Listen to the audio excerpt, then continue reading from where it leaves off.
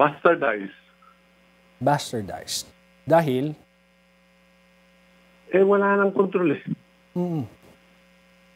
Ang daming district engineer na galing na sa labas.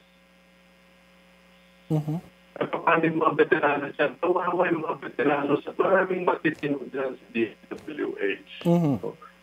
Kaya lang, pag yung district engineer, trinete ng kongresista o LGU, o pag yung traktor ko hindi nanalo, tatanggalin kita. O anong gagawin ng district engineer?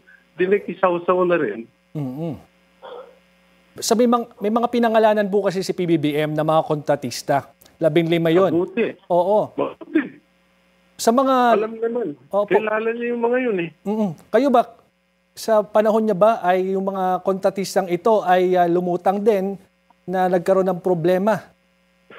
Hindi ko na tinitignan. Yung mga iba, familiar sa akin. And ano kaya nangyari sa kanila during that time? Hindi ako nagtataka. Meron nga kayong ina-interview sa media, hindi ba? Sabi niya, dati yung nangungontrata lang ako ng mga bahay. Nung lumipat ako sa DPWH, doon pala kami kumita. Alright, pero kung halimbawa po na kayo ay konsultahin ni PBBM tungkol sa issue na to, bukod dito sa flood control projects, meron pa ba kayong posibleng masilip na kung saan bumubulwak yung issue ng korupsyon? Well, dati kasi meron kaming standard cost, no? Napakadali naman sukatin ng kalye, no? Gaano kalapad yan, may standard specification naman kami, 10 inches ang kapal at saka kinokompak mo yan bagong lataran ng semento, yung ganon, ano? Balita ko ngayon, magkatabing distrito, iba presyo ng semento. Ano yun?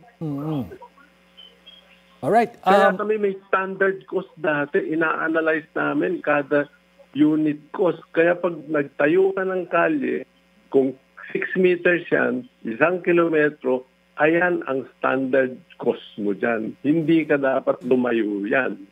At i-inspeksyonan namin yan na may 10 inches yan at tama yung lapad.